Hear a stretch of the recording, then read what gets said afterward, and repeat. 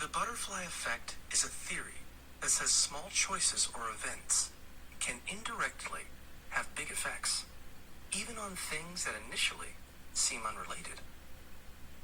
The term comes from the idea that a butterfly could flap its wings in one part of the world and set off a chain of events resulting in a much larger outcome. This concept helps put into perspective the unpredictability of our own interactions, as well as those of complex systems like weather patterns or stock market fluctuations. The essence of the butterfly effect theory is that everything in the world is connected, and even tiny actions can have far-reaching and unexpected consequences. Hello out there in podcast land, and welcome to Mass Faces and Secret Bases, all for 75 cents. I'm your host, Nick Jamison, and with me tonight are my co-hosts, the irrepressible Soroyce brothers, Matt and Todd. Guys, Hello. How you doing tonight? We're doing all right. Well, Just I'm doing all all right. Todd can answer for himself. I'm doing okay. So all right and okay. Yeah. Well, I That's think the I goal. have something that is going to make you guys feel a little bit better. In the grand tradition of comic books, we are a few episodes in, so we have to have a guest star. Who do we bring in for this momentous occasion? Is it Captain America? Is it the Submariner? We have someone even better. A few months ago, I was listening to the podcast hosted by Andy Leyland, the Palace of Glittering Delights, and he mentioned a book called WAVELENGTHS, and it sounded like something right up my alley, and I decided to reach out to the author of that book, and the author of the book WAVELENGTHS has decided to grace us with his presence tonight and be our very, very first special guest star. So we are honored, and it is our pleasure to introduce Dan DICKHOLTZ, the author of WAVELENGTHS. Dan, how you doing tonight? I'm doing fine, thank you. And Dan, this is your first podcast, right? Is this your first guest starring role on the podcast? This is the first where I'm actually interacting with people. I was also on Star Podlogcast, where I just recorded just me talking. It was just me talking about myself. So this is the first where I'm actually interacting with the hosts. Okay, well, no pressure. I mean, I just want to let you know that we have a audience of millions of people. I mean, we are big time in the podcast world, so do not mess up, because if you do and this this podcast tanks, we're going to blame you. No, I'm only No, kidding. fair enough. Yeah, Mick is describing an alternate reality where we have exactly One of our many realities, yes. Yeah. No, we are very grateful for you being on tonight. This is very exciting, and I'm excited to talk about the book WAVELENGTHS. For anybody who is listening, and anybody who is not aware of the book, Dan, why don't you give us a little bit of an overview of what this is? Okay. Well, in case you go looking for it on Amazon, since there are other books out there with wavelength in the title, this is WAVELENGTHS, covering sci-fi in every reality, which is a little bit of a misnomer. I only do 3. But it's exploring 3 different alternate histories of science fiction and pop culture. But it's told to you in the form of the articles, the reviews, the editorials, and even the readers' letters of a magazine. And we're looking at the same magazine, but in each of these universes. So it's always issue 501 from November 2019. But in one universe, it's covering a world where Star Wars just didn't make it. The film came out, but it was a dud. In another universe, Tom Cruise, back in the 90s, actually made a series of successful John Carter of Mars films. And in the last universe, Gene Roddenberry had plans for all kinds of other science fiction shows because the networks were coming to him saying that they wanted another Star Trek. Not that they wanted to pay for the original Star Trek. They wanted something new from him. But outside of a few pilots, nothing happened. So in this world, everything he came up with, got on, became a hit series. And in each of these universes, those little things have massive ripples. One thing affects another, affects another, affects another. So even though the events could have happened 30 to 50 years ago, you're seeing the end result of it now. You're seeing a modern world where every book, every comic, every DVD, every toy that you might be interested in collecting either doesn't exist or is completely different. Yeah, and I have to say, I mean, in this time now, as we know, it's big. The multiverses right now are big, especially with the MCU. As comics fans, we're used to dealing with multiverses in comics. And when I first heard about it, I wasn't just attracted to it because I'm a huge Star Wars fan, and I was like, that sounds like really cool. I want to see what it would be like if Lucas had to, if Star Wars hadn't succeeded. I was also excited because it was in the form of a magazine. And you used to be, were you the editor in chief or just editor of Starlog magazine? I don't want to speak out of turn. No. Back in 1985, I started at Starlog as an editorial assistant, and eventually I worked my way up to being managing editor. Okay. Both of that and of the revived comic scene. And let's see, I stopped working there in 91, but then a few years later, I came back as a freelancer. And I was still writing articles for Starlog, for Fangoria, and they re-revived Comic Scene, and I wrote for that as well. Yeah, I mean, that's what I was excited about. I mean, I think all of us are around the same age, and before the internet, growing up being sci-fi, horror, action lovers, these were the magazines you looked for. I can remember being in the bookstore in the mall and looking for a Starlog, looking at Fangoria just to see what the movies were that were coming out. So seeing the premise of the book, that was another thing that got me excited, that it was in the form of an issue of a magazine. Yeah, It definitely felt like reading one of those magazines again, because I used to read all three of them back in the 80s, and it definitely had the same feel of reading an issue of those. It's just, you didn't have the colorful pictures to distract me. well, I really tried to. I didn't often go back and like reread all my old articles. I really wanted to just capture how I felt about it. And hopefully that translated, and it looks like it succeeded, at least with you guys. That it would trigger other people's, feelings about how they used to feel, how they felt when they read the original magazines.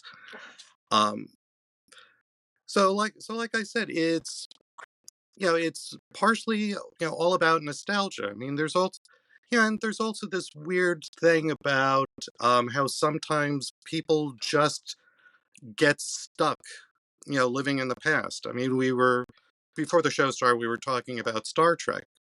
And, to me, Star Trek is always about the future.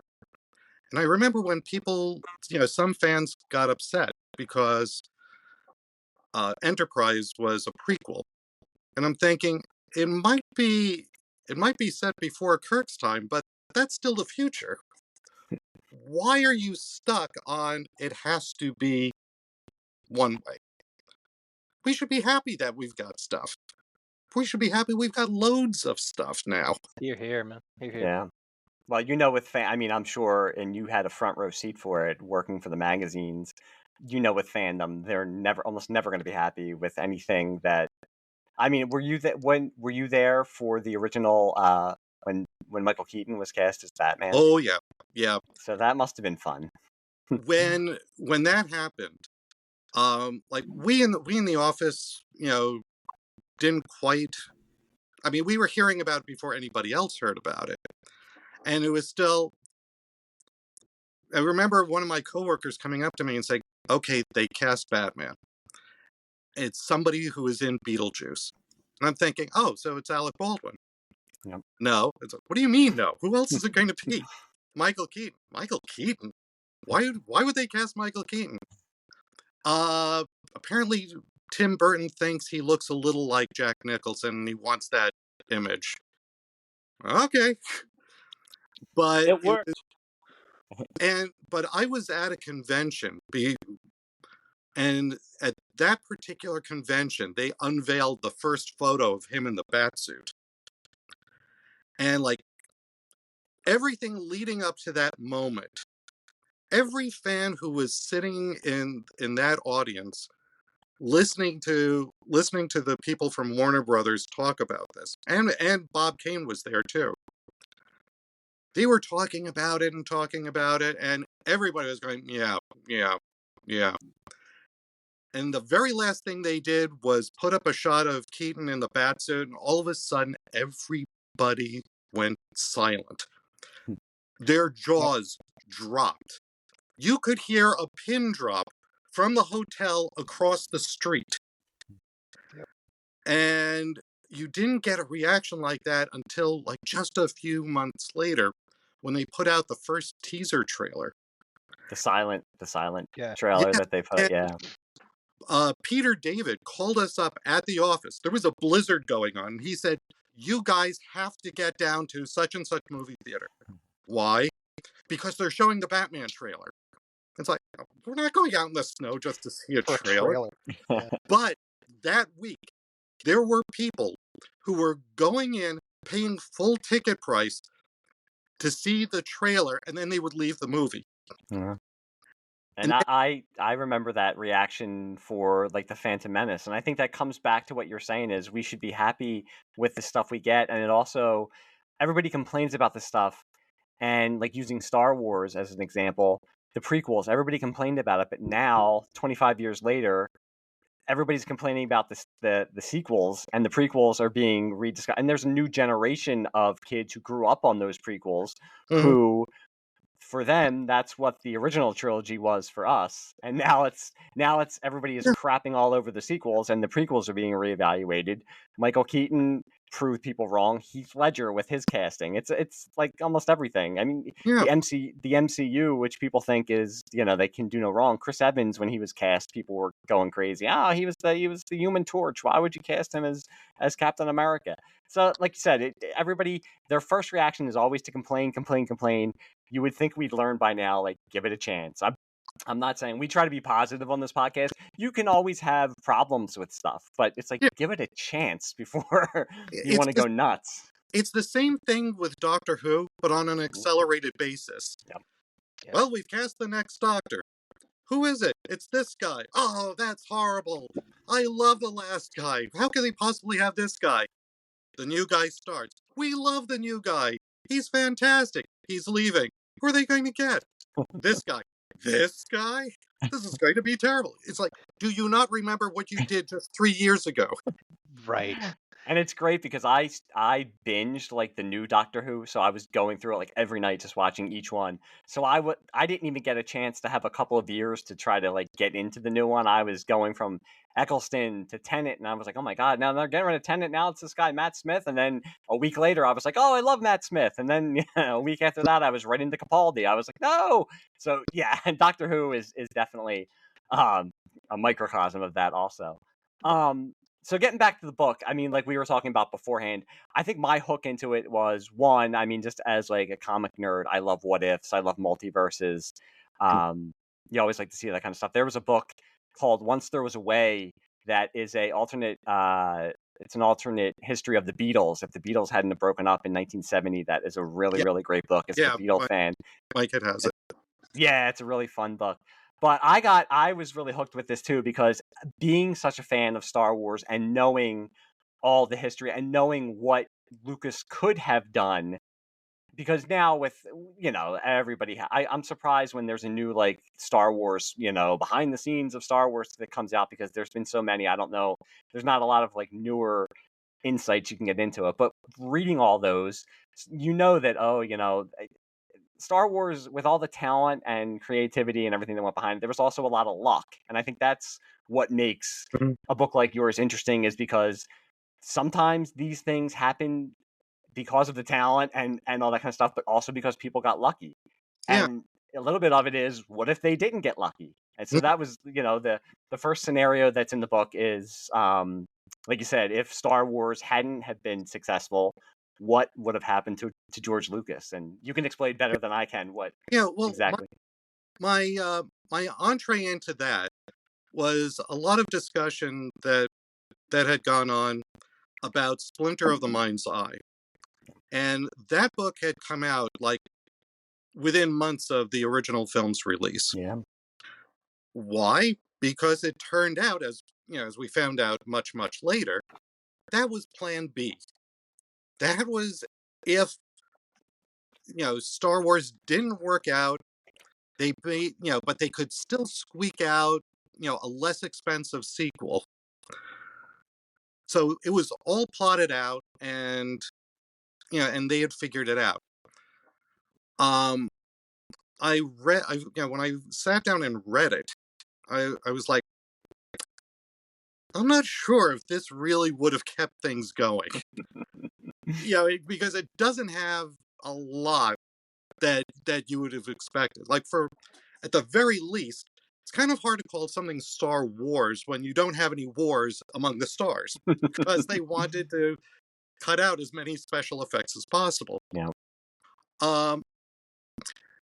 So I realized, okay, but in order to have that, if I really want to have that turned into a movie, it can't just be everyone went when Star Wars came out.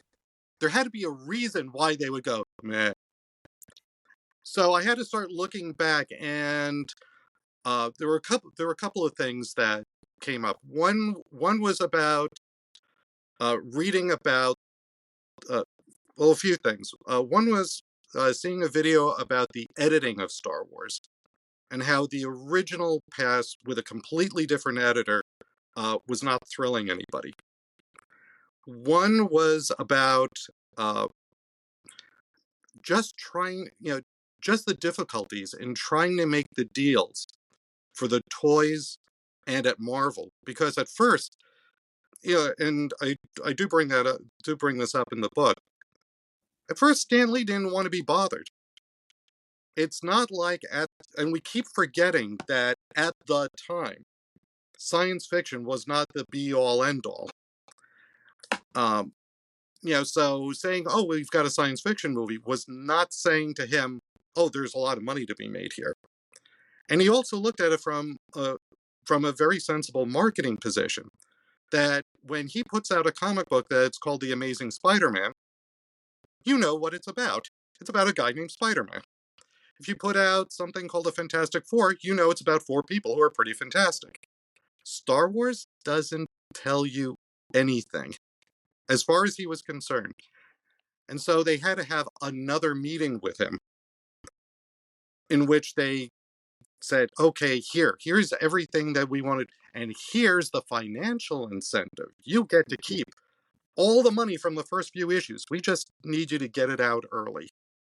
And then we'll talk about royalties later. And because he said yes, because he looked at the Macquarie paintings, and because they did such a good job pitching, he said yes, and it became a huge moneymaker. DC and Marvel, financially, were not doing as great, as we would think at that time. And Jim Shooter called Star Wars the comic that saved Marvel.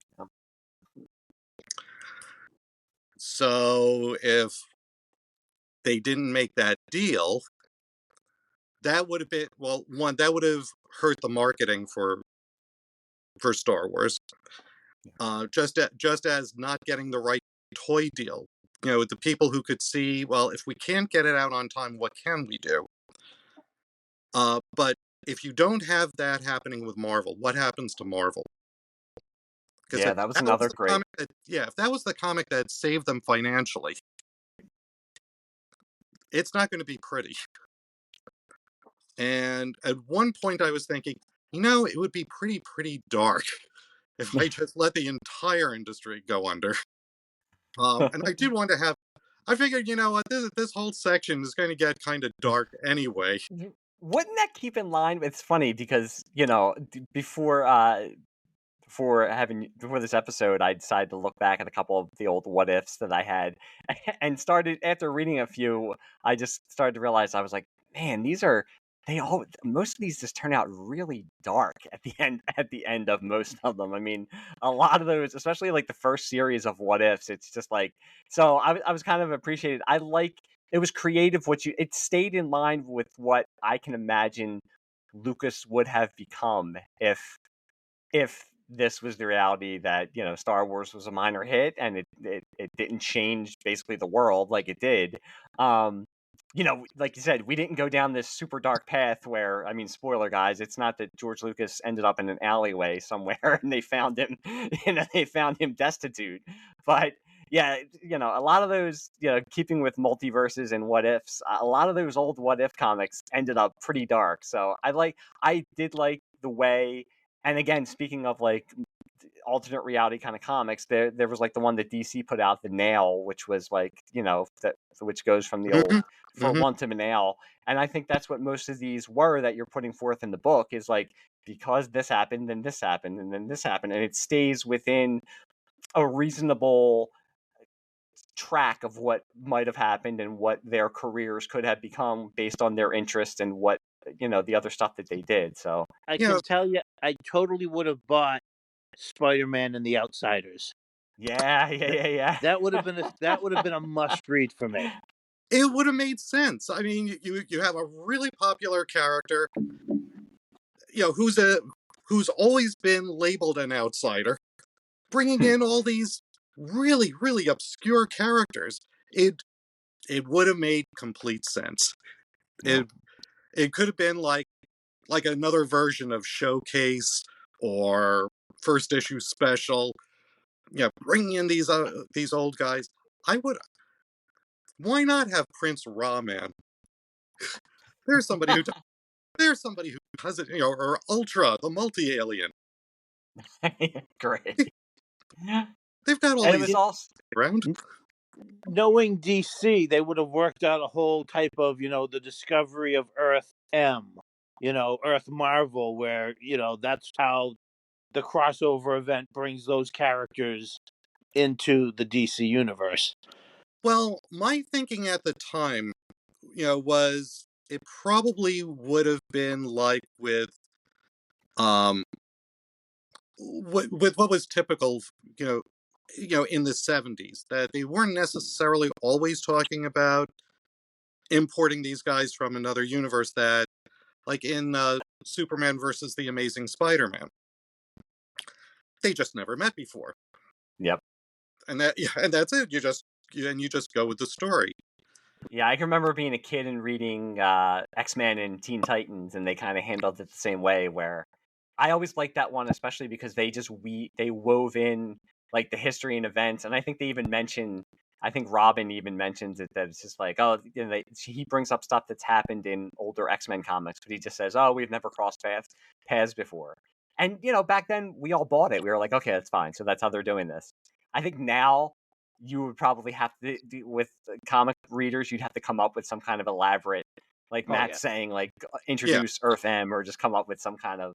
But yeah, it's even in those Spidey and Superman comics. I mean, that was the fun of it, seeing Peter Parker going to work at the Daily Planet. But yeah, it was just like, Mhm. oh yeah, we've just never met before.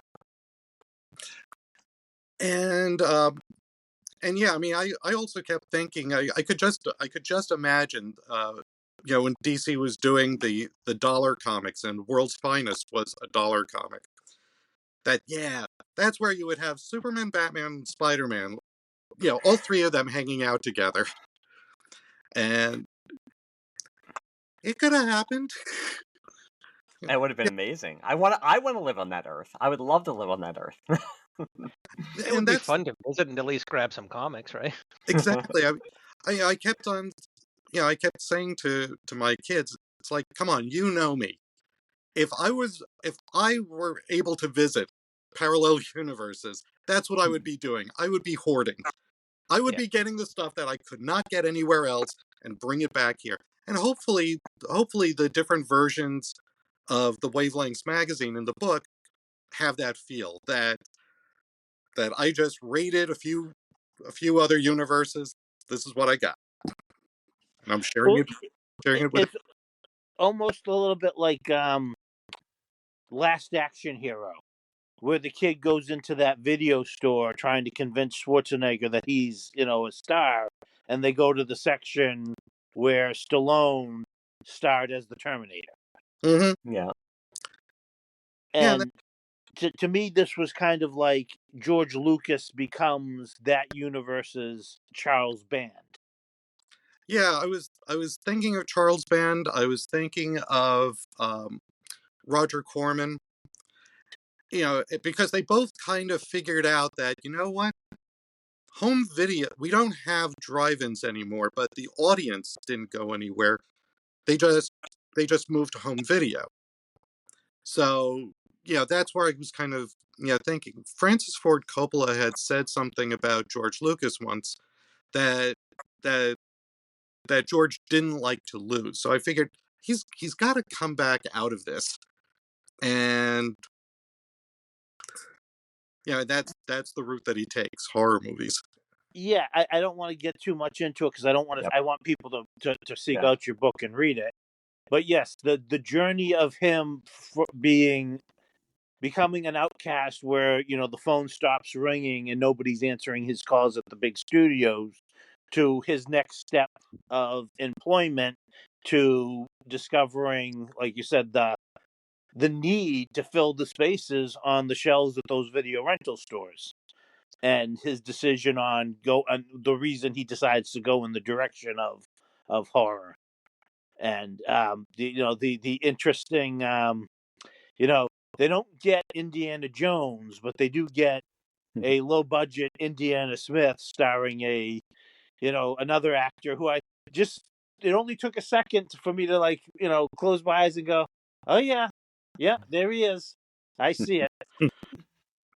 And he got him cheap at the time. That's right. He did get him just at the right time. Yeah, as Matt said, I don't want to give away because the people that are going to be listening to this they're gonna want to be surprised by like I said, all the thought that you're putting into this. This isn't just like, oh, George Lucas didn't make Star Wars, so this happened. There's so much that gets into it, and being a fan of these different franchises, I think people are going to get a lot out of it reading it. What I got out of with the next alternate universe after this one was wishing that studios, and maybe it's because they're afraid to, because some of the times they have tried to get to draw from the pulps, especially from the early 20th century pulps that the movies haven't done as well. But with the next universe that you were describing, I was like, I really wish that there's so much that is out there that I think studios aren't, that if now I think you see audiences are kind of getting tired of the same old, especially like this last summer with the Indiana Jones movie not doing as well, because I think people are just they've moved on to stuff. So if studios are still looking for these big budget type of science fiction adventure franchises, why not?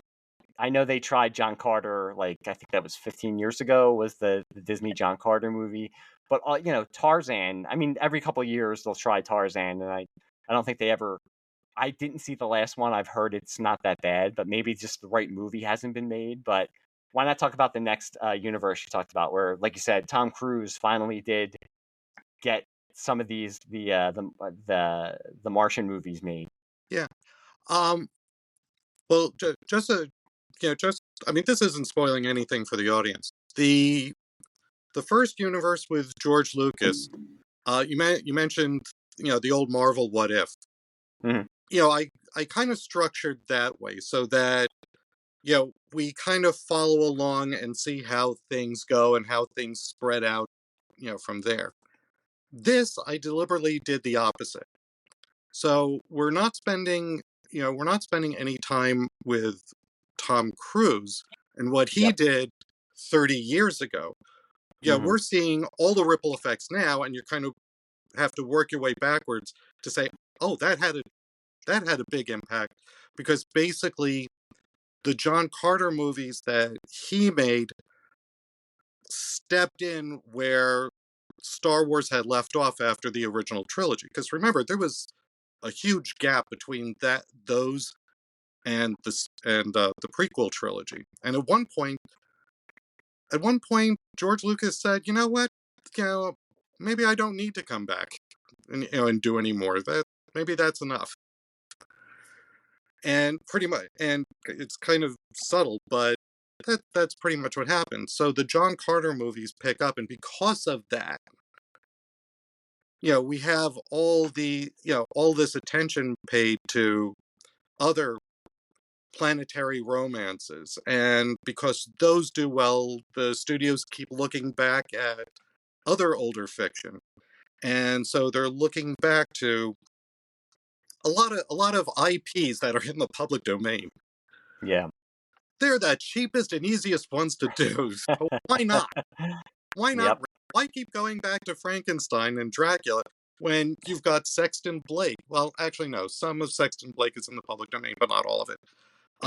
But there are a lot of these science fiction things that certainly are, or that you could probably get for very little, and just go to town on them with the effects that they're capable of today.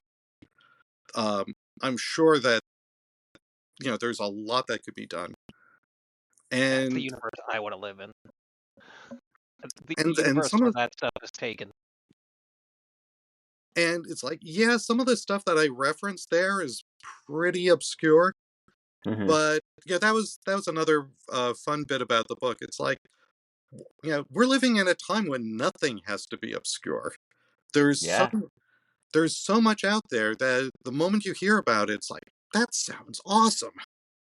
Oh, to your point, I mean, with a lot of the stuff that you were writing about, I had to stop and look up and say, is this an actual character, or is this somebody he's making up? And then just falling down the internet hole of just, or the Wikipedia hole of just reading about the different characters that you were introducing, then that in that universe became big time science fiction / action stars. And like you said, it's like, why is this not being made? I mean, you're saying that just yesterday, the day before we're recording this, they released a photo of Christian Bale because he's going to play Frankenstein's monster in a new movie.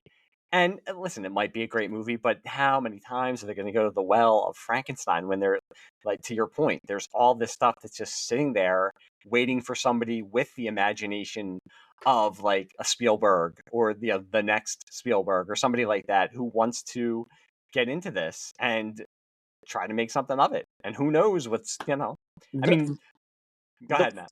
The problem is Hollywood just doesn't like to take the risks anymore. And they know Frankenstein is a known quantity. And Yep. it's terrible because we got an incredible John Carter movie, but they didn't know how to market it. And the movie failed. And unfortunately, it was a really good movie that I really think, had they simply had the title John Carter, Warlord of Mars, would have given people a better idea. Because what does John Carter tell people? Isn't that the character from ER? Isn't that the guy who was in the air all those years? No, they just see this, a bunch of, stuff on the screen, and then the name John Carter. But you put up John Carter, Warlord of Mars, people are like, that sounds pretty damn cool.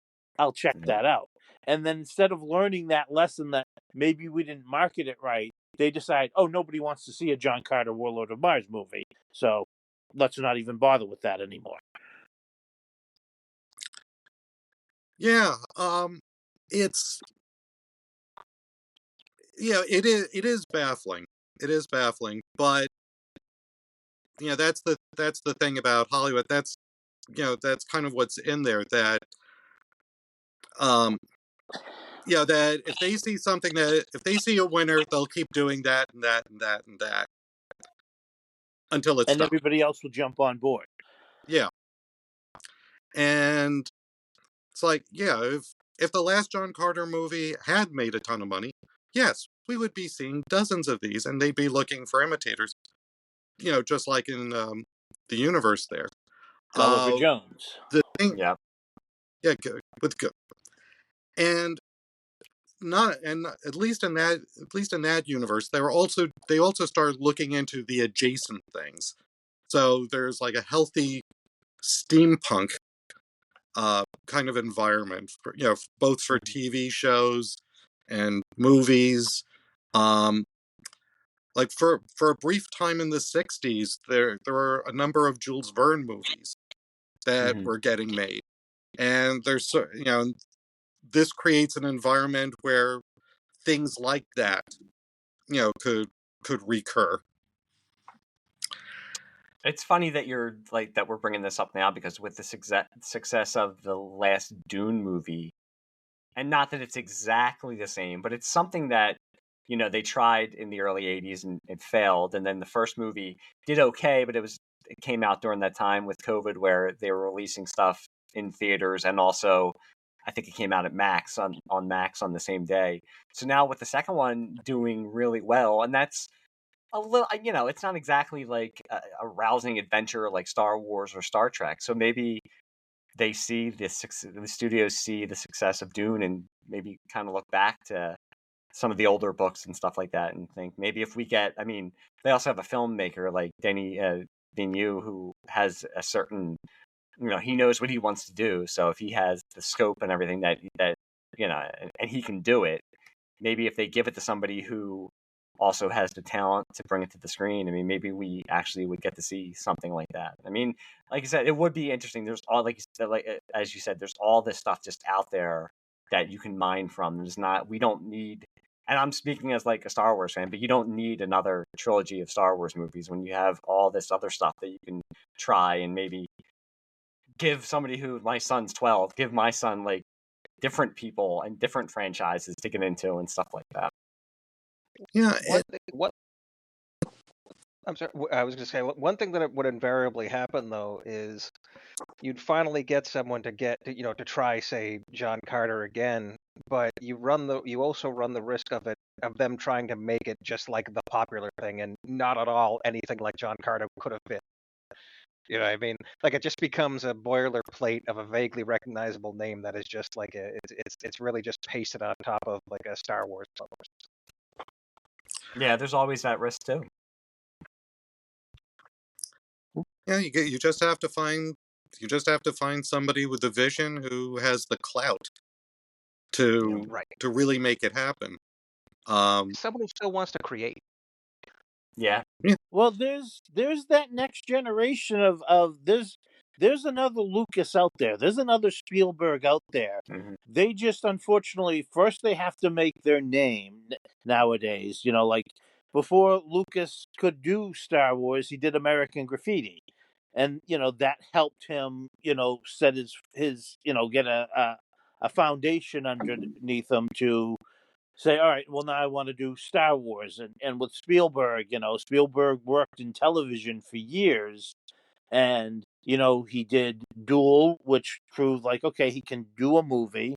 And then he did Jaws, which proved he could do something that's going to bring in the cash and basically almost invent the blockbuster. So we need somebody to come along. And the problem is we've kind of had those people. I don't want to name any names, but we have had several directors who have come out of the gate with like something amazing. Sure. And then the next things they do seem to be like, wait. You're the guy who did that other movie? What happened? Well, invariably the next thing they'll do is part of a franchise where they lose all creativity. Unless you get lucky and they're able to squeeze it in there anyway. Like it may be polarizing, but like with the Thor movies. Was it Tika? I'm not gonna try to pronounce his name. Mm-hmm. Yeah, like they're polarizing, but they're different. Yeah, there's you a can tell director that trying to do something there. You can tell that it's singularly his vision. It's not right. Yep. But you also have to think that a lot of these stories have still lasted. They might not be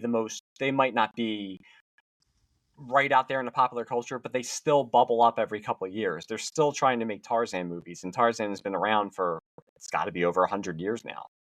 John Carter, they still it might be every 10 to 15 years, they still try to make John Carter a thing. I mean, they've tried to do Flash Gordon, and these are things that are still. And I remember in the mid '90s with the Shadow and the Phantom. Mhm. I mean, and their franchises, and they're actually revisiting Dick them. Tracy. They're not Dick Tracy, yeah. I mean, they're not bad movies. They just didn't make. For now, it would be $1 billion, but they just didn't become the blockbusters that the studios wanted them to be, so they discard them. But with streaming, and I think, and you bring this up in the book, that some of the franchises that are created because of all this aren't just movies; they're also streaming series and stuff like that. I mean, there's so many outlets now that I think people could use to make these things come to life, that it would be interesting. It would just be interesting to see somebody with the talent and the vision put that all towards these characters that really haven't been given the care that they deserve. Yeah, um, I mentioned an old novel by George Griffith called "The Honeymoon in Space," and it is written so episodically that they go to this. They start off here on Earth where he shows off, where the husband scientist shows off his amazing craft, and he picks up his fiance, and then each chapter they go to a different world, and it's like that would make an amazing steampunk TV series if anybody else bothered to read it. Mm-hmm. It practically maps everything out itself. I think So again, and especially when it comes to TV, I think too many showrunners and writers, instead of worrying about this season that they're doing, they're worried about setting up stuff for like 3 seasons from now that we may never even get to. It's I don't watch much of what's being produced for television today, because the last few shows I really did enjoy turned into, okay, we'll work really hard on the season opening, and then we'll tread water for the rest of the season, and then we'll give them the season cliffhanger that'll make sure they come back for next season. And I've always like, well, just give me a good TV show every time I sit down to watch it, and I will come back. Stop trying to sequel bait me, or follow up season cliffhanger with me. Just give me a good show. yeah, I think that's the advantage. That's the advantage of streaming. Where they say, you know what, we're going to follow the old British model. We're going to give you 8 to 10 episodes. Yep. Okay, so that way there's really no filler.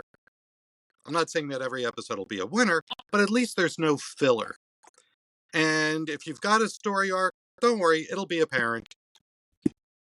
And then you move on. Yeah, you would think now with, I can't imagine going back to the old 22 episode season model that we used to have. And like you said, I mean, it's perfect to do it that way, where you do like 8 to 10 episodes, and with so many choices now, I feel like, and that's even that, like, there's so much out there. Not that all of it's good, but there's so much out there. I'd rather be like, okay, I'm going to dedicate myself to the show, and I know there's only like 8 episodes I have to watch, and then I can move on to something else that I like.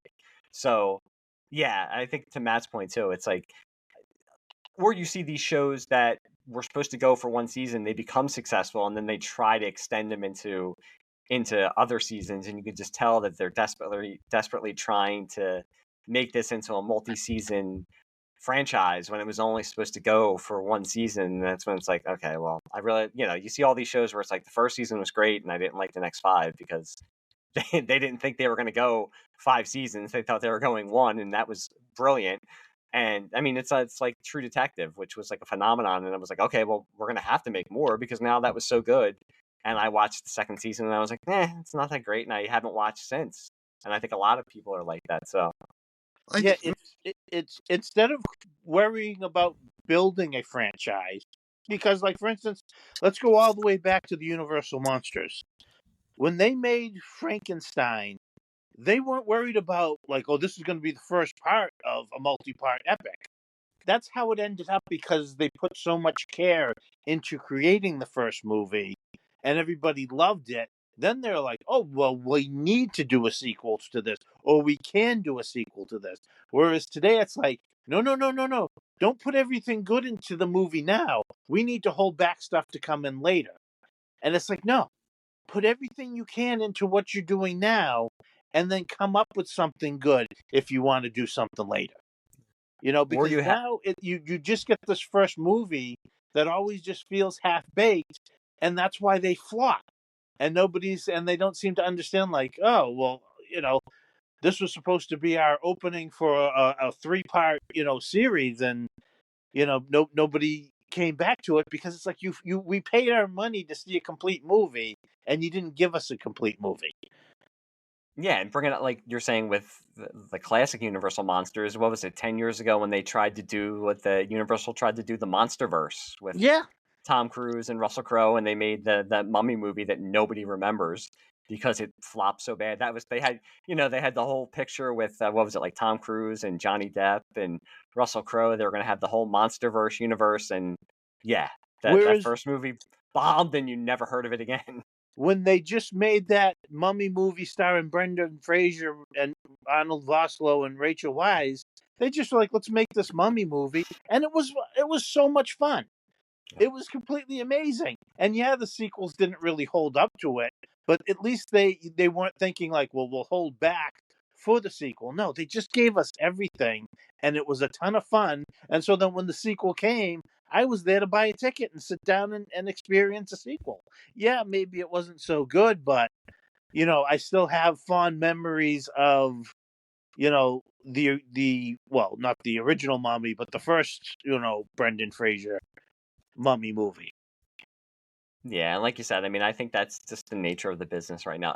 All the studios are out there trying to grasp for their next franchise because they know they think they know that's what's going to make them money. So I'm still waiting for the franchise that was supposed to be built off of the old Atlas comics from the 70s. I used to get a couple of those. I always talk about, and I just posted the picture yesterday on Facebook. I used to get the Sears comics that came in. I used to get them in the orange box, and it was like the Marvel comics, and they would just give you an assortment of Marvel comics. And they used to have some of the old Atlas comics in there, and they were just like so cool because they were. I think it was like a detective. I can't even remember. It was so long ago. It was like a detective comic from Atlas, but for me, like in 1986, I didn't know what Atlas was, so I was like, "What is this?" And it was something that was like so different, but yeah, and that's something you also get into with Gold Key and Charlton comics. They survive into the. I love the idea of the Gold Key Star Wars. Yes. and that I think you put it up on Twitter was a rare 10th issue of the Gold Key Star Wars. Yeah, just as it was, and I went to my kid Derry, my designer. I said, "Do you think you could draw a comic book cover?" And Derry can do good animation style things, but he knew what I was really asking for, and said that no. So then I started thinking that it's like, okay, we could do a Gold Key kind of thing, where they could have some of their photo montages were tasteful, and then there are some where it just looked like somebody took a bunch of photos, threw them on there. Yeah, that'll work. And I said, okay, now once you're done, I also need you to make it look as crappy as possible. Because nobody paid attention to this in 1978. Yeah, and that's It's what made it been, perfect. Yeah. It does look perfect. and I mean, and this isn't, really, this isn't really any offense, because even when I was thinking of it at the time, it's like, okay, if they didn't go to Marvel, they would still have continued. They would still have continued their search. But, at the time, they really didn't want to go to DC because they didn't feel that, yeah, they still felt DC was kind of stodgy. But the thing is, DC was already planning their own thing, Star Hunters. So they weren't going to pay money for a space opera when they were doing their own.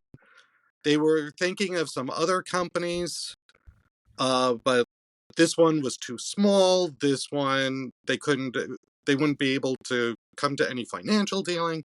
So I figured, okay, who would be left? Who would be willing to do something like this? There was Charlton, but I already had plans for Charlton. And then there was Gold Key, who did do these movie adaptations. So, and I thought, well, Don Bluth was involved. I'm pretty sure with one of the novels, and he certainly would have been available at that particular moment, because Gold Key had just stopped doing a couple of the comics that he had been on, and I'm sure he would have done a fine job adapting it. I'm sure he would have done a fine job doing other stories. But I have a feeling that the art would have been really inconsistent. I think Jesse Santos, looking at things like Trag and the Sky Gods or Dagar or especially the Occult Files of Dr. Spectre, I think he could have done a really, really interesting adaptation of Star Wars. Yeah. But after that, if they stuck somebody on who didn't really know the material, or who didn't really have like Just some a of the work, just like a workman, like just a yeah workman like artist. Yeah. yeah like some of the Star Trek comics, just seem very staid. Yep. And if it was for a property that people were not going to the movies for, why would they have kept they wouldn't have kept the comic going for years and years and years. Yep. And But thus the universe was robbed of Jackson the Green Space Bunny. the only reason, I mean, but really, is as far as Star Wars comics go, to me, the early, the Marvel ones between the first film and Empire Yeah. are unbeatable, because it was, we don't know It was what a this is, so it was anything a, it was goes. it was yeah, it was a blank slate. It was just a whole palette for them to use because there was no rules and they could just let their imaginations go wild because like you said, there were no rules. You had nothing to live up to. You didn't have to stay within any kind of boundaries. You could do anything you want. Yeah, those early Marvel comics are amazing to read. Yeah, Um and Going especially back, oh, go Tarantino ahead. artwork. Oh yeah, yeah. So you brought up Star Trek, and that brings us to the third alternate reality we get to, which I think is not being the biggest Star Trek fan. I still think it is the most interesting part of the book because it's not only a what if about Star Trek, but it's basically a what if about Gene Roddenberry himself. And I love the way that you present it, and I would rather you talk about it because you're the one who wrote it, so you'll be able to explain it better without giving away too much. Because, like we said, we want everybody to go out and buy the book. But yeah, it was just so interesting, not only just for the stuff regarding, and it's not even really regarding Star Trek, but just the stuff regarding Roddenberry himself, because I know he was a very complicated person, and I think you weave all of that into the alternate reality pretty brilliantly, actually. So, And it was, while I was writing that, I became very, very much aware of um, how we approach things, when we were working on Starlog. Because one of the rules we had was that nobody goes around like just bringing up controversial things unless the subject did. If the subject brought it up, fine. but otherwise we wouldn't approach it. So then it starts becoming a matter of, well, how much did we ever really know about every little thing that went on behind the scenes? How much really does anybody know outside of what the individuals tell you, and how much of that is 100% what actually happened? So yeah, there's some things in there that come out that you know that are a little distasteful, but Mhm. for the most part, it's still a celebration of the man and his work. I Yeah, I mean, mean, it becomes like an alternate reality of 70s television, basically, too. yeah, because he has this, he decides to go a different way. Hmm. He had this when they were trying to make up their minds about Genesis 2, because the ratings were really good. I mean, people still had their quibbles about it, but the ratings were really good. And then CBS showed the Planet of the Apes movies, and those ratings were really good. So they looked at Gene Roddenberry and said, "Can't you put talking monkeys in it?" And he said, "That's stupid. Talking monkeys is good for like a one-off thing. Nobody's going to put up with it week after week after week." And they went back and thought about it and decided that, well, Planet of the Apes has the bigger name, so we'll do that. And sure enough, he was right. Yep. People didn't go for it week after week after. But so he does get to put Genesis 2 on. And the interesting, actually, in real life, a year later, he was at a different network. He took a different storyline that he had prepared for a Genesis 2 series. He was massively prepared to go to series with Genesis 2. He had the entire Bible worked out. He had the entire world worked out, and he had a whole bunch of stories. He had some scripts already in the writing stage. And so he said, well, here are a few that we're ready to go with. The other network picked the one that became the TV movie Planet Earth, which is actually what I saw first. And when I saw that, when it originally aired, I knew immediately what he was going for, and I really wanted to see that go to series. And the ratings weren't as good for Planet Earth as they were for Genesis 2, but that whole thing just stayed with me. And so I so badly wanted to see it. But I also liked the other things that he was proposing during that time. Like, he had another pilot called Spectre, which has nothing to do with the DC character and nothing to do with the bad guys that James Bond Yeah. fights. Just to be clear about that. But it was basically a supernatural Holmes and Watson type relationship between Robert Culp's character and Gig Young's character. As they if you haven't seen that TV movie, definitely see it. It is well worth watching, and you'd say, why did they make a series out of that? So basically what happens here is, when that executive says, can you do talking apes every week on this? And he says no. Instead, he comes up with another solution on the spur of the moment, and he realizes he's just pulling things out of his ass, but this is what the executive wants to hear, and that gets him Genesis 2 on the air. And because Genesis 2 works, all the other things that he was busy selling, like the Quester tapes and Spectre, they all go to series. You looking back in the 60s, Irwin Allen had series after series. In the 70s, people like Gary Marshall and Norman Lear Yeah. had series after series after series. So why not Gene Roddenberry? And you could have seen it too. I mean, what was it, Earth 1999, and The Incredible Hulk came out in the 70s. I mean, there are varying degrees of success for all these things, but that's how it is, where you can see this happening. If just one little thing changed, and yeah, why not Gene Roddenberry with the imagination that he had, that if this would have happened, why couldn't? And I think in the 70s too, like with Kolchak and all that kind of stuff, they were looking for supernatural stuff or science fiction stuff. So he could have filled that void. Yeah, there was so much, and it was so fascinating, that he was coming up with, and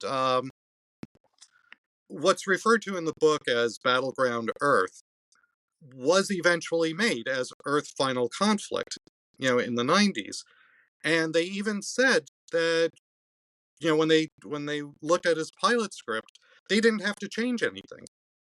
They just had to film it. Yeah.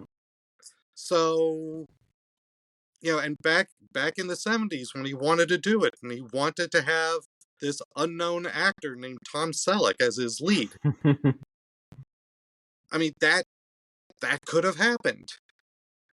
But the way I see it, if he had one series on and it was a hit, that would have given him greater confidence and greater clout when talking to, other studios and other network executives. And that would have kept things going and going, until, the wheel turned, and, you know, you as people. it always does. Mhm. But, as with anything else, there's always a price to these things, Yeah. which you find out about as you read further into it.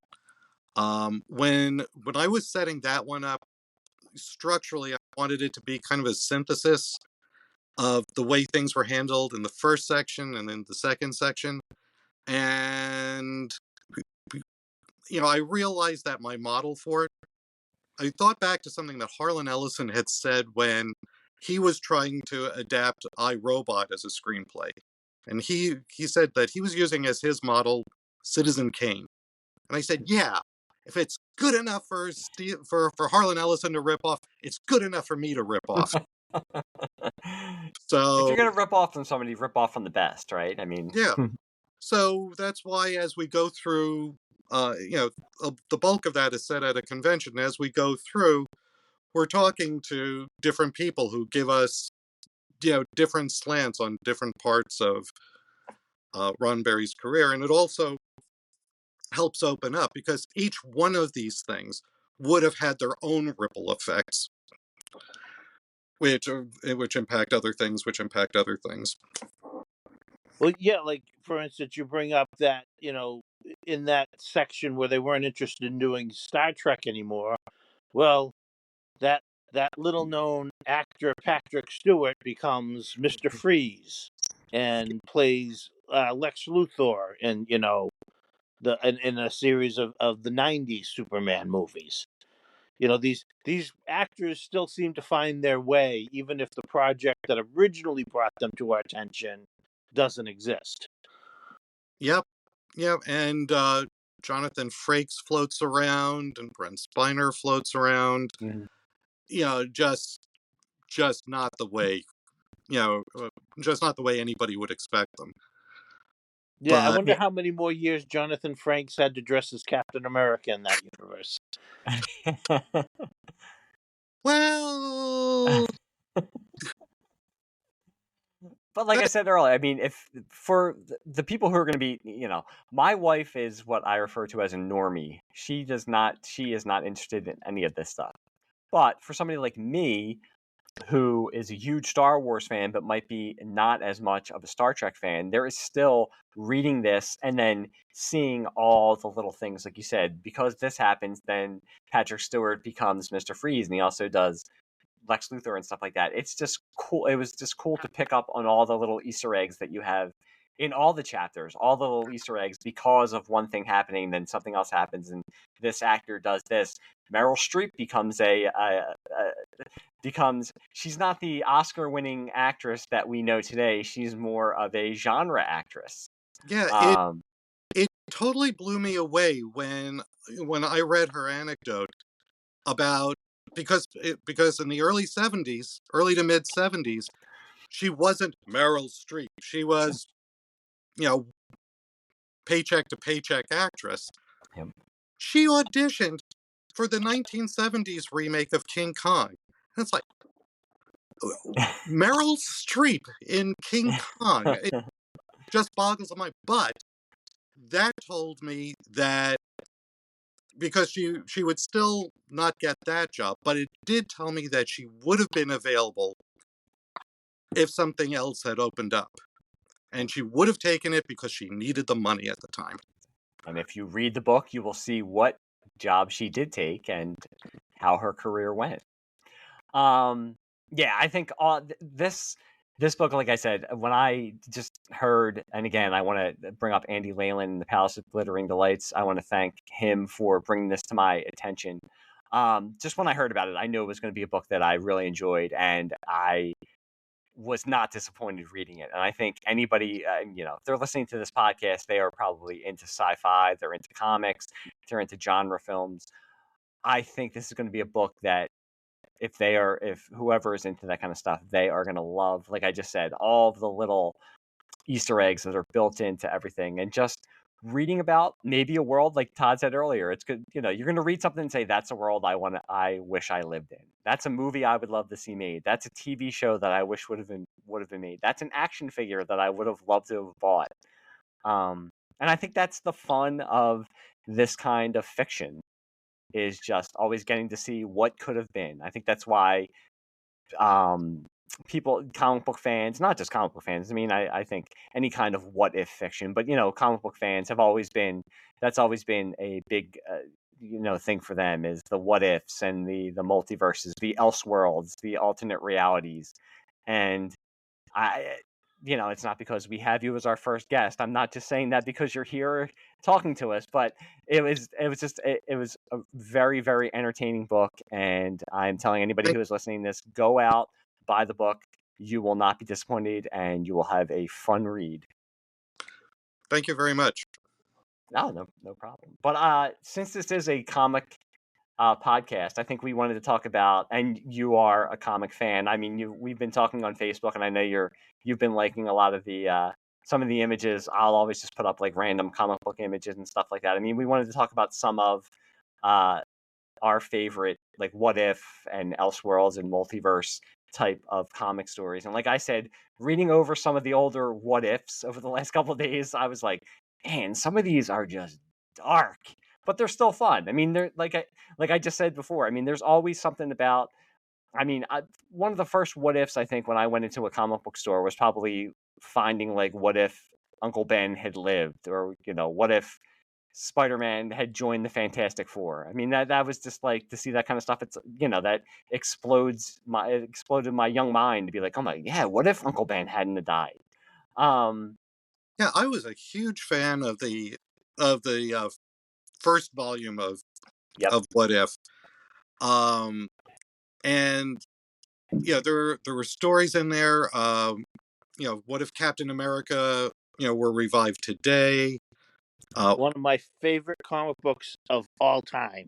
Yeah. And one of the best Captain America stories ever written. I'm holding it in my hands right now. It is fantastic. It's What If Volume 1, number 44. It's one of the best out there.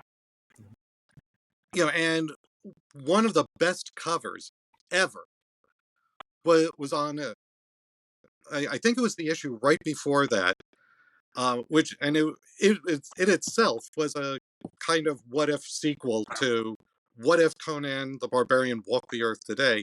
So in number 43, what if he were stranded in the 20th century? And it's that Sienkiewicz, Conan holding a gun to the audience. And it's like, that is the best freaking cover ever. Yeah, that was going to be one of the, I was going to say, like, they love to do the what if Conan had, had come into the 20th century. But yeah, some of the Conan ones were great. And yeah, that's Sienkiewicz. That's amazing. That's the issue just before issue 43. Yep. For me, as like in my formative years of like comic reading, I with Batman 89, so that like I started gobbling up like all Batman stuff, and I think it was 89 or 90 when Gotham by Gaslight came out, Mm-hmm. and that one loomed large for me. I already brought up The Nail, which I think is great. Yep. Alan Grant or Yep. Alan Davis did the artwork, and the John Byrne Batman Superman Generations Yeah. was a very cool one. Yes. Looking back over some of the stuff that I love, there was a two-parter in Superman Family, going way back. Yep. Because I have a few extra years on you guys. But Superman Family number 192 and 193 had a two-part imaginary story in which Superman uses talk about AI. Superman uses the computer in the Fortress of Solitude to create this scenario of what if Krypton blew up the generation before. So his grandparents put baby Jor-El and baby Lara into a rocket and launch it to Earth, where his father, by his teen years, he's accidentally exposed himself to gold kryptonite. He doesn't have his powers, but he's a scientist. Yeah, a young scientist in the 1930s. And his mother becomes Supergirl in the 1930s. And she has a thing for him. He has a thing for her. But their adopted parents think that while they came down in the same rocket, they might be brother and sister.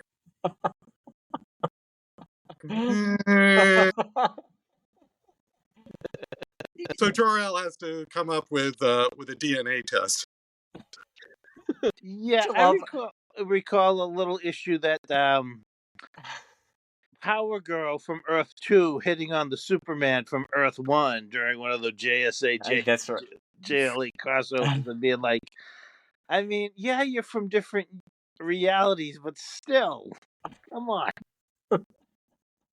I just love how like Bronze Age Superman always had like time on his hands where he's just hanging around the Fortress of Solitude like, well, let me just like put this AI in and see what would have happened. Like, I'm sure there's no disaster going on that I need to save anybody from. I have some spare time. Oh, well, there was a story that appeared as the backup in a 1969 issue of Lois Lane,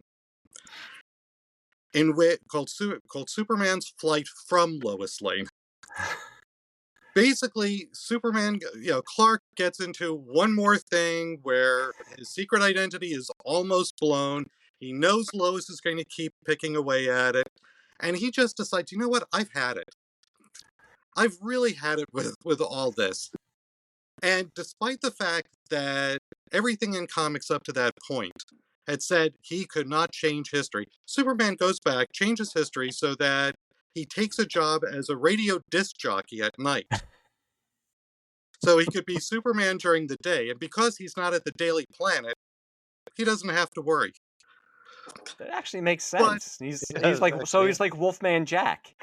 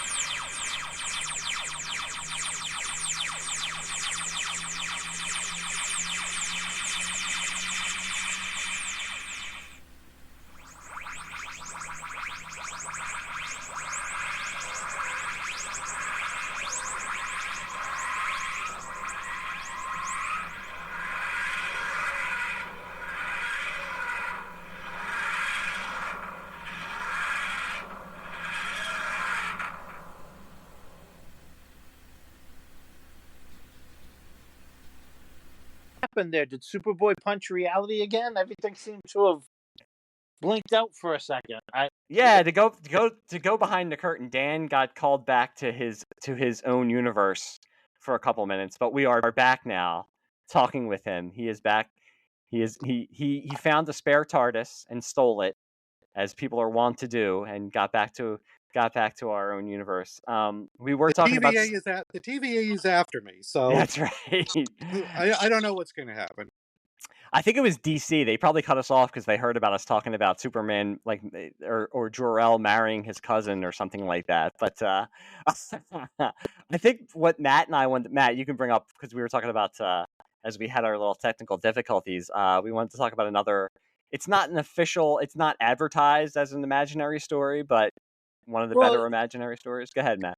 Whatever happened to the Man of Tomorrow? That basically, Alan Moore gives the Silver Age, Bronze Age Superman his swan song, and a both incredibly loving yet incredibly dark and edgy tribute to Superman and his history up until that point. Yeah, that's a wonderful one. At about the same time, Steve Gerber wrote the last issue of DC Comics Presents, which brings back what he did in the Phantom Zone miniseries. Yeah, that he had done earlier in the 80s. And that one actually gets even darker. But yeah, the Alan Moore story is just magnificent.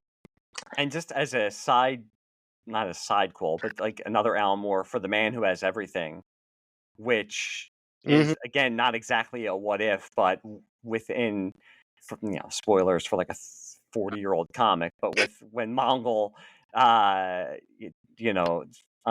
the plant that traps Superman into seeing that alternate reality and seeing what it would be like, if he wouldn't have left Krypton and would have gotten married, and like that heartbreaking when he's talking to his son and admits to him that, I think that you're not real. And that was adapted into the Superman cartoon. Yes. And they did, Yes. or Justice League Unlimited cartoon. And they did it brilliantly there, which I'm not surprised, because Justice League Unlimited is one of the best representations of the DC universe. But yeah, that's one of my favorite ones too. I mean, I'm not surprised with Alan Moore, but that's another one. I want to ask your opinions, though, about the ending of Whatever Happened to the Man of Tomorrow. Because I know there are people out there who object to the idea, because at the end of that story, supposedly Superman exposes himself to gold kryptonite and has his powers taken away. And as far as the world knows, he died in the Arctic wastes after wandering out there without his powers. But then as we're shown in behind the scenes, that he married Lois, changed his name to Jordan Elliott, and they had a child together. I always felt that he didn't go into that gold kryptonite. I think Superman still had his powers. He just was only appearing as Superman, maybe, secretly. Because it's shown that his kid, the baby, has superpowers when he crushes that little coal thing.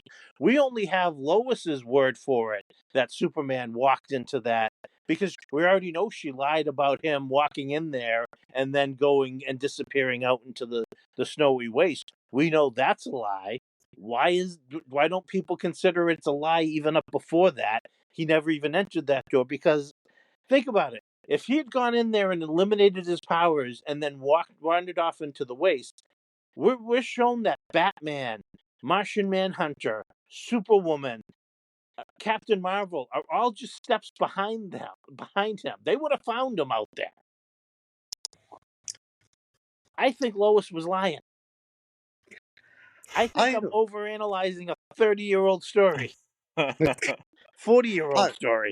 I'm fine with it as presented, because it makes a thematic sense that particular Superman, in the course of the climax, had to do something that he swore he would never do, and that he has to pay some kind of penance for it. So to me, for that iteration of Superman, it made absolute sense. But again, not knowing Kryptonian DNA, if he had if he had his powers erased, would he have been able to pass those on to his son? Just because he can't do it doesn't mean the kid can't do it.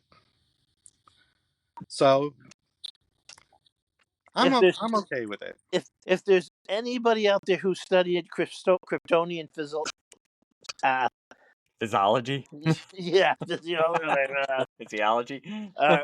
or maternal fetal, medicine on Krypton, maybe they can fill me in. Please email us at maskedfacessecretbases@gmail.com and please explain to us what happened. By the way, if you really want to warp your brains on this subject, Larry Niven wrote a piece called Man of Steel, Woman of Kleenex. Oh, yeah. Yes. Oh, man. I mean, if you really want to go there. Yes. Well, it's the whole, like, Kevin Smith, it's basically, then this was written before Kevin Smith brought it up in Mallrats, but yeah, it's the whole, yes. There was the Armageddon 2001 story where, where Lois Lane gets pregnant with Superman's baby, but she dies when the baby kicks in the uterus. Yes. Damn. And like we said, these what ifs and all this kind of stuff can get pretty dark. Well, that's what I mean. I loved the original volume of What If, and I was very excited when Marvel brought it back for a second volume. And to begin with, it was really good, but as it went on, it did seem to get dark just for the sake of being dark. Every issue became like, what if the superheroes were all killed and evil won? Yeah. I think sometimes that's the trap they fall into with doing what if stories and stuff like that. And that's why, like I said, Dan, I appreciated the book where it wasn't just like, oh, this happens and then everything's horrible. Yeah, well, I mean, part of that is that, because I know exactly what you're talking about with those what ifs.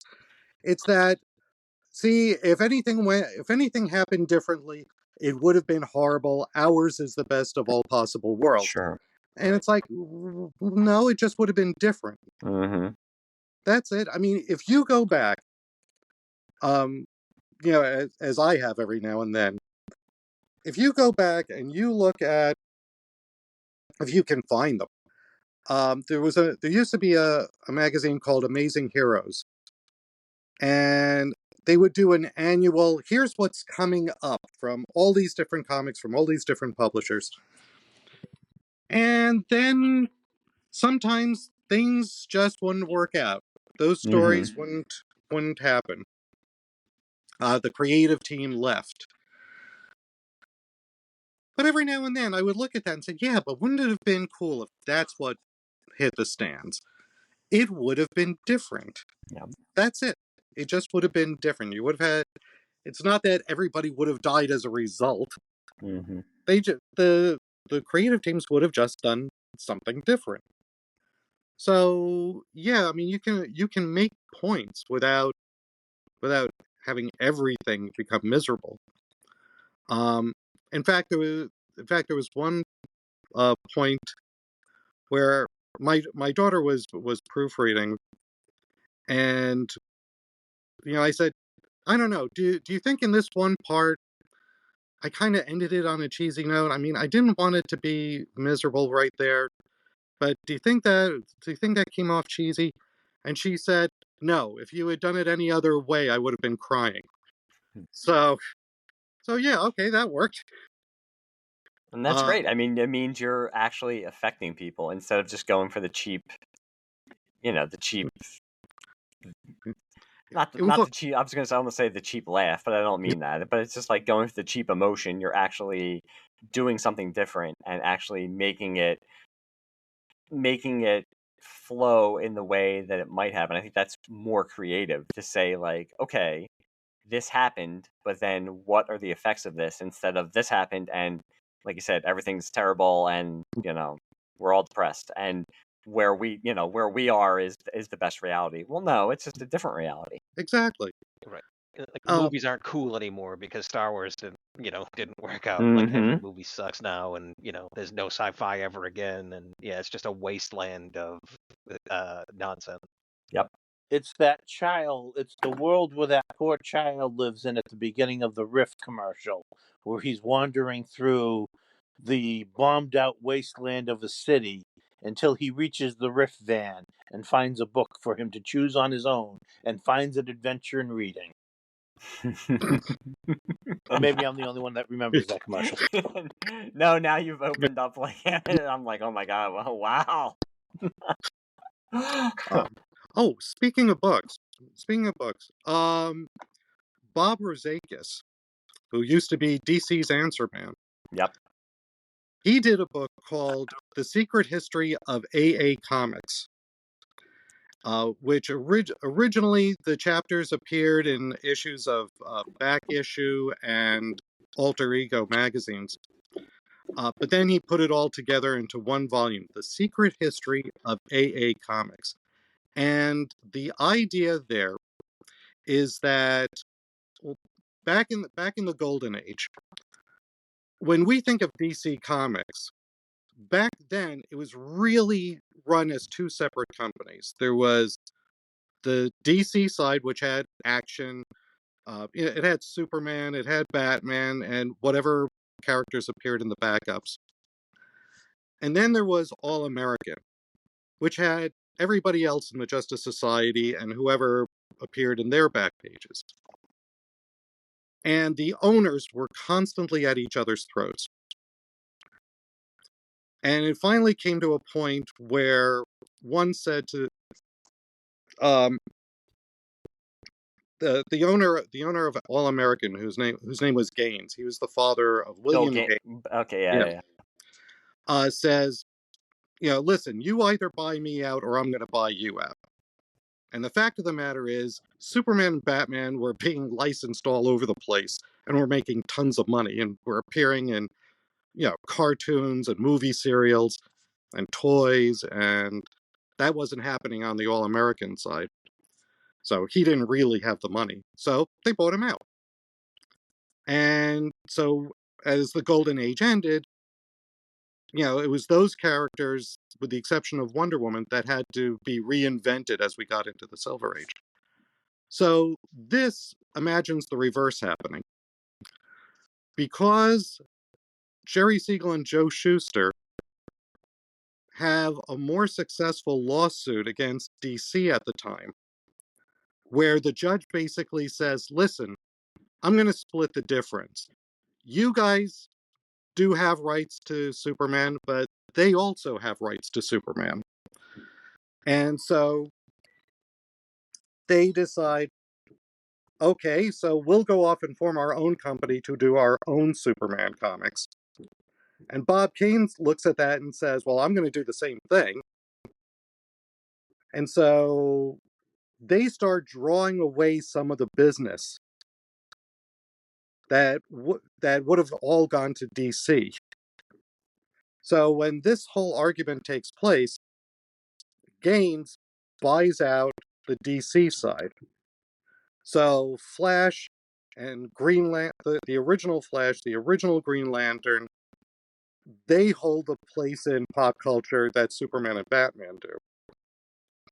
And it's done like an oral history, going through the decades. And it's a fun read. There are some choices that are made that I kind of question, because I don't think everything would have been that you would have had some of the same people in the same places. If you read my book, I prefer chaos. You chose chaos. Yeah, that if you throw one thing out of order, everything else should be out of order. Dan, you can't be giving me more books now. I already have like a pile, and I read, like, when I bought yours, I read it first, so that, like, I was pushing more books on the pile again. So now I'm gonna have to buy this book now and add another book to the pile. Well, you can let the listeners can read that one too after they buy my book. That's right. Or buy both. There you go. Just so you get the free shipping. There you go. That's There right. you go. Well, were there any more what ifs or Elseworlds or multiverse I do stories? want to bring up Yep, there we go. Superman speeding bullets, which is it posits that Kal-El, instead of landing on a farm in Kansas, lands behind a mansion in Gotham That's right. and Yeah. is adopted by Thomas and Martha Wayne, and is raised as Bruce Wayne up until the point where his parents are murdered, and Kal-El, or Bruce Wayne, becomes a superpowered Batman, with Lex Luthor experiencing a chemical accident that turns him into the Joker character. And it's got one of the coolest looking Batman variations for the Batman costume that Todd McFarlane recently released an action figure for. And yeah, it's a really cool take on the Batman Superman mythos by Yeah, I think J.M. DeMatteis and Eduardo Barreto. Barreto. Yeah, I think the big guns like Superman, Batman, Spider-Man, it's always interesting to do the what ifs with them. I mean, and to your point with speeding bullets, like there's also Red Sun with Superman.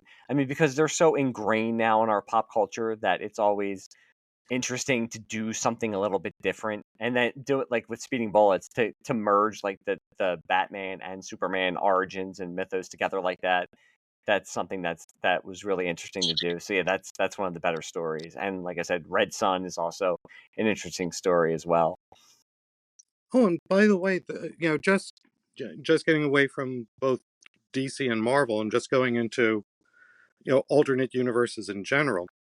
Back in the 80s, there was Baker Street by Guy Davis and Gary Reed, and they were doing a modern gender swapped Holmes and Watson type way before anybody else. It's set in a world where basically World War I didn't happen. So a lot of the London architecture from the Edwardian period still survives. But through other circumstances, the punk movement still winds up developing.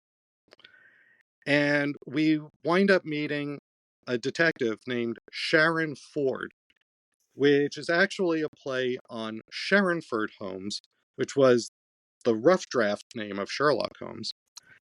And she has, as her partner, an American medical student. And there were basically two storylines that that are both pretty interesting. There was in 1984. There was from Marvel's Epic line. There was Crash Ryan, which starts off looking like it's going to be a throwback to old-time movie serials, with an adventurous pilot. Mm-hmm. But then it starts bringing in these massive super airplanes that, once they're introduced, that's it. All the preparations for World War II just go out the window. And the another one was from way back when. Will Shetterly's Captain Confederacy, which is not a politically charged thing. Mm-hmm. And I remember interviewing him at the time, and I'm saying, this isn't going to be a little, kind of politically charged thing, is it? And he said, no. He just wanted to do, he was already an established science fiction writer. And he had looked at the old imaginary stories with Superman, and he said, why can't they be like real alternate history stories that have super people in them? He said, so instead of, in this imaginary story, Superman's a monkey. He wanted to do one where he took the old, what if the South won the Civil War, and then drops in like the super soldier formula. Okay. And the main characters are not what you'd expect. They're being played up in the modern Confederacy as, oh, this is like their version of Captain America fighting this guy. But they're actually, it's like, yeah, they do have those super soldier formulas, but they're just being propped up. They're propaganda tools. Okay. They don't feel any animosity towards each other whatsoever. And as you get more involved in the story, they start seeing that the corrupt government that they've been serving isn't worth serving. And so it becomes more of a thriller. Yeah, and I think this is what you can do with the what ifs too, where we keep talking about, you can always go the route of, this happened, so everything was terrible. But if you want to get creative, you can use these what if stories to weave like a whole alternate kind of history and explore all of these different concepts and make it really super interesting. And whether you're using characters that everybody knows, or like I said, in your book with some of the pulp heroes, it made me want to go back and look into. I had to look and see if some of these people were actually real, but look into that kind of stuff, and then maybe discover like, oh, cool. I mean, like we said, there are so many things that haven't been used that are just sitting out there. So yeah, I think the what if and the alternate universe, the multiverse type of stories, are always going to be interesting. And like I said, your book is not only interesting but also entertaining. Do you want to tell everybody out there where they can get it, and where they can reach you if they want to reach out, and if you have anything coming up or anything like that? They can get the book at Amazon. It's also available through other online retailers, but especially at Amazon. You can find me on Facebook. I'm on there as myself, and there's also a separate Facebook page and Instagram. And let's see,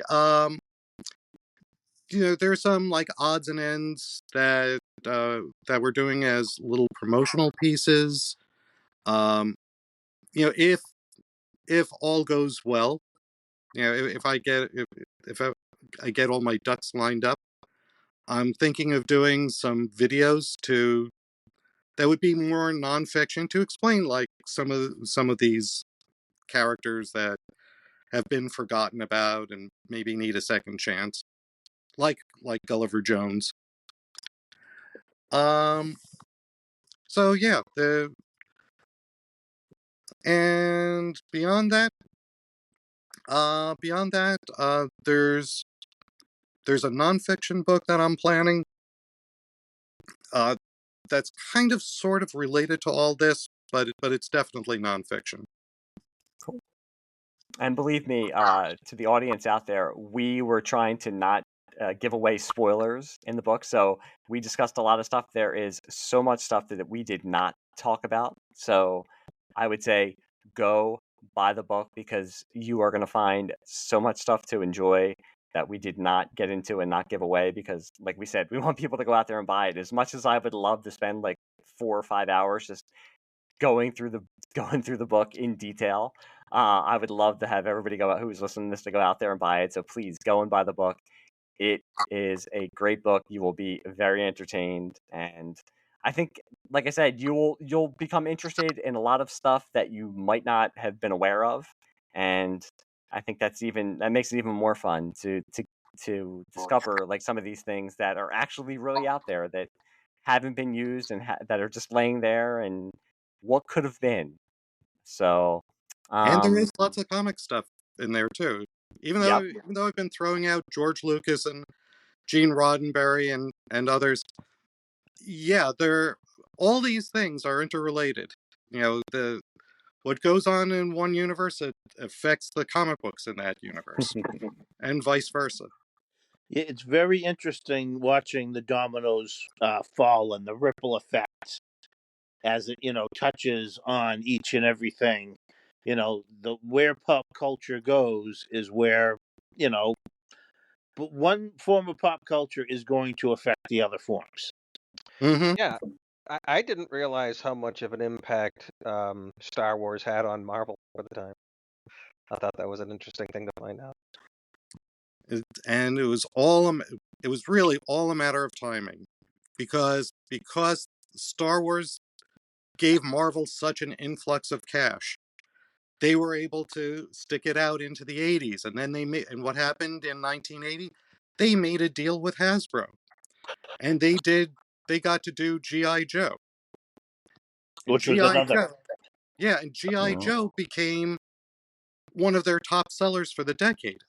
Yes, everybody talks about X-Men, but G.I. Joe was a huge comic in terms of sales for them. Well, much like Star Wars, it sold to the comic book fans and the fans of the franchise it was representing. You had kids who probably never read a comic before, loved G.I. Joe, saw the comic there, and like, oh, I want to pick this up. Exactly, and there was great there was great stuff in there just for comic book fans. I mean, you have some great artwork, first from Herb Trimp, and then Mike Zeck, and all the rest. And Larry Hama is taking it all very seriously. Yeah. Did you And, find yourself? Oh, I'm sorry. Go ahead. no. No, I wanted to ask if you found yourself that did you find it hard to keep yourself focused to these three threads and not go off on so many others? Like I can imagine you must have had, as you were moving along, these threads had all sorts of different ideas to go with, but only so many universes to try to cover in a book. I initially came up with a list of different premises, but I just found it easier to concentrate on them one at a time. If I had an idea for one of the others, I would jot it down. But I really tried to stay focused and say, okay, I'm going to do everything I'm going to do for this universe, and when I'm done, then I'm going to move on to this universe. Because there are just so many little things that I wanted to make sure everything got tied up and everything got accounted for. So I couldn't allow myself to just try to do everything all at once. And hopefully that's going to be the sequel. I think there's already a movie with that title. There's so many other franchises out there that we could get into with what ifs. There are a couple of things that if I were to do a sequel, there are a couple of there are a few that I have ideas for. One of which involves luchadors. But Ooh. Oh, right on. Yeah. because I didn't really even think about luchadors until a few years ago, when I actually started looking at some of the material. I'm not a sports fan. I'm not interested in the wrestling part. It's just the idea that this is like comic books. We've got guys with big guys, big muscles, and they're punching out monsters, aliens, and mad scientists. And they're wearing masks. What is the difference? Yeah. What was that, Todd? So you're talking like Santo meets Dracula and Santo and the Silver Vampires or whatever. Yeah, and like that, yeah. And they have team ups. There's Santo and Blue Demon. They're superheroes, basically. It's that's Batman. Exactly. Exactly. And I just learning about that, I just found all of that fascinating. Absolutely. Yeah. It sounds like from this side, I remember when I first learned about how ingrained that was, and how Santo in particular, but many of the luchadors found their ways into movies, fighting all sorts of villains or being spies or whatever. And I'm just like, oh, that sounds so silly and strange. But then the more I thought about it, it's basically that's Batman, right? Like that's their Batman. That's their Avengers. Mm-hmm. Yeah, I mean, exactly. I mean, Santo is supposed to represent everything that's best, so he's their Superman. Blue Demon, he's a lot sneakier. He's their Batman. Right. And then everybody else falls in where they fall in. Yep. But yeah, I mean, they have their own universe, and the fact that they were like just so consistent, that's because they never took the mask off, Yes. no matter what. There they were in the movies. There they are in real life. There they are in comic books. Of course, you think that this is all the same guy doing all the same Right. things, because let's face it, he's got to do something when he's not beating up somebody in the ring. He's Why not inventing time fight them? machines. Right. Exactly. Everybody needs a hobby. And For Superman, it's looking at alternate realities where his mom and dad might be brother and sister or cousins, and for luchadors, it's fighting aliens and creating time machines. makes sense to me. Yeah. And it's also great that the Mexican government has no problems whatsoever. Oh, this is a serious problem. We better call in a wrestler. That makes sense to me. I mean, why not? I mean, come on. Maybe They it's have because a success rate that is pretty much batting 1,000. I mean, although when you come right down to it, in Marvel and DC, I'm sure most of the average cops are not watching superhero supervillain battles. So, when they show up, a lot of the fight's already done. You've got a guy in a costume saying, look, here's a bad guy. Yeah, that always goes over well. We'll take your word for it. That's why somebody said I think it was Andrew Leyland on The Overlooked Dark Knight had said that Batman is always about the branding. And yes, that's where he did.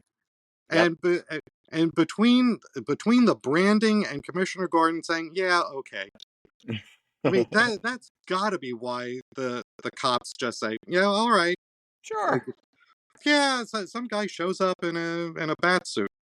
Okay, Gotham City coffee shops do really good business because most of the cops are just hanging out at coffee shops, just waiting. Okay, when are we going to get the call that we have to go pick up the Riddler from like this warehouse where he has his secret hideout, and Batman just beat the living crap out of him, and we're just going to go pick him up. Oh, there it is. Okay, let's go. We have to go pick him up now. And yet Batman is not there when the trial starts. How does the conviction rate work? Well, he was there for Harvey Dent, but he was late, so it didn't stop the acid getting onto his face. Well, That's true. That's true. I mean, when it comes to, like, say, the Joker's doing so many life sentences. All it takes is for Batman to bring him back, and they don't really need a trial. They just throw Joker back into his cell in Arkham and wait for him to escape again.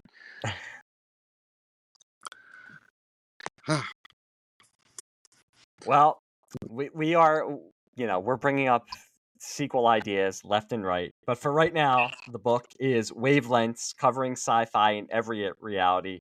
Dan, I wanted to thank you for coming on and being our first guest.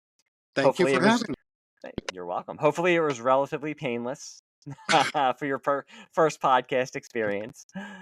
And you just brought up Andy Leyland. I think this is the third time. I want to thank Andy and the Palace of Glittering Delights because that was how I was introduced to the book. I heard him talking about it, and that's what made me want to go out and buy it and to also reach out to you. So I want to thank Andy. Matt and Todd, why don't you throw a shout out to your podcast that you have going on, other than this podcast, obviously. Yeah, if you want to listen to Todd and I babble on about our favorite movies, we have the TV Movie Rewind podcast. That's out almost every week. You can find us on Spotify or Apple or just about any place you listen to podcasts. We've got about 150 episodes out there covering everything from John Carpenter movies to Walter Hill movies to Craig R. Baxley movies. And as for our podcast, we are, of course, on Apple or on Spotify. I don't think Google Podcast even exists anymore, but we were on Google Podcast. So if they do still exist, they might have slipped into an alternate reality. But if they do still exist, we're on Google Podcast, Amazon. I don't know if anybody listens to podcasts on Amazon, but we're also on Amazon. We are on YouTube. Just look for Masked Faces and Secret Bases. And if you have any questions, if you want to have any questions for Dan, for us, we have a Gmail account. It's maskedfacessecretbases@gmail.com. If you have any suggestions on something you'd like to hear us cover, or just want to complain about comics, we don't want to complain about comics on the show because we want to stay positive. But if you want to complain to us, you can. Just shoot us an email and let us know. We will be back. Our next episode, I believe, we discussed Star Trek on this episode. We are going to be covering Star Trek on our next episode. I keep getting the issues wrong, so Matt, you're going to have to correct me. Is it 36 to which? 33 to 36. 33 to 36. I have the comics sitting beside me. I could have just looked at them, but I'm lazy and I didn't do it. 33 to 36, and I think, since Dan was our first guest, we may be having a special guest for that episode as well. We may be having Zaki Hassan on from the Movie Film Podcast to come on and join us to discuss the DC Star Trek comics from the 80s. So that'll be a fun episode. But until then, again, I want to thank Dan and tell everybody, go out, buy the book, Wavelengths, covering sci-fi and every reality. You will not be sorry. And thank Dan again, and just want to say... See you around the back issue bins. Bye. So, you're the same person as him, but from an alternate timeline. Yes. In which you and I are friends. Yeah, you're like probably my best friend. Yeah. I traveled back in time from here to here, yet somehow everything's all changed back here. Or like when you were born, so... Well, time isn't linear, right? Right. At some point, you probably saw a movie that told you if you went back and changed the past, you'd create a kind of a branched timeline, right? Like, look. New present, new future. Yeah. Well, time doesn't work like that. That's not how time works. When you go back and change the past, you create a fulcrum. You put yourself on a whole nother strand of spaghetti. New future, new past. It's retrocausal. It goes both ways. Actually, what you did was you changed the future and you changed the past. If a person is stupid enough to mess with time, what you eventually end up with is this. A multiverse. Some strands run almost parallel. There will be inevitable intersections, and others that are just wildly divergent. But it's a hot mess.